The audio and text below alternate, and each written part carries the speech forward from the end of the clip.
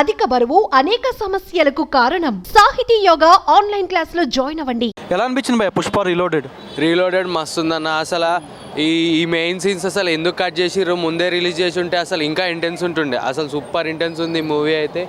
ఇంకా అసలు వేరే లెవెల్ ఆఫ్ ఫన్ హై. అసలు ముందు చూసిన దానికంటే మనం ముందు చూసిన దానికంటే ఇంకా ఇదేంటి హైలైట్ సీన్ ఉండే. అసలు మెయిన్ సీన్ ఎందుకు కట్ చేసిరా అర్థం కాలే, కానీ ఓవరాల్ లాస్ట్కి ఎమోషన్ ఒకటి మస్తు యాడ్ చేసిండు. మధ్యలో ఇంటెన్స్ సీన్ అయితే సూపర్. అసలు పుష్ప రీలోడెడ్ వర్షన్ చూసారా? చూసా బ్రో. ఎలా అనిపించింది?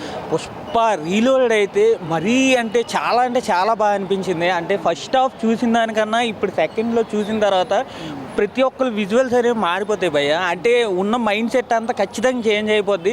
అదే ఒక టాప్ లెవెల్లో ఉంటే ఈ వెర్షన్ అయితే నార్మలే లేదు. చాలా బాగా అనిపించింది. చాలా యాడ్ చేసిన తర్వాత అంటే ఫస్ట్ అప్పుడు చూసిన తర్వాత ఏంటి అని అంటే మనోడు జపాన్ వెళ్తాడు, మళ్ళీ ఎందుకు వెళ్తాడో తెలియదు. చాలా వరకు సింక్ చేయలేదు అనమాట. అక్కడ సెకావత్ చనిపోయినప్పుడు ఎందుకు చనిపోతాడు ఏంటి అని సింక్ చేయలేదు. ఇక్కడ ప్రతి ఒక్కటి కలపడం జరిగింది అనమాట. ఈ స్టోరీ అయితే అసలు నెక్స్ట్ లెవెల్ అని చెప్పి పార్ట్ 3కి ఏమైనా లూప్ పాయింట్స్ ఏమైనా ఇంకొన్ని యాడ్ చేశారా? ఖచ్చితంగా అది పార్ట్ 3 ఇంకా ఏ రేంజ్లో ఉంటుందా అనేది పార్ట్ 2 చూసిన తర్వాత ఖచ్చితంగా అనిపిస్తుంది అనమాట. పార్ట్ 3 నెక్స్ట్ లెవెల్ ఉంటుంది. అది ఖచ్చితంగా చెప్పుకోనక్కర్లేదు బ్రో. ఎలా అనిపించింది పుష్ప రీలోడ్? బాగుందన్న. ఫస్ట్ హాఫ్ అసలు అనిపిస్తుంది ఎప్పుడు వస్తుంది, ఎప్పుడు యాడ్ చేస్తారా అని అనిపిస్తుంది. వెయిట్ చేస్తూనే ఉంటాం.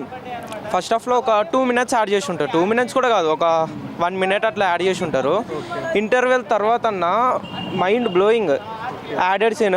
19 minutes కూడా గూస్ బంప్స్ వస్తాయి. పార్ట్ 3కి ఎట్లాంటి లూప్ పాయింట్స్ వదిలేరు?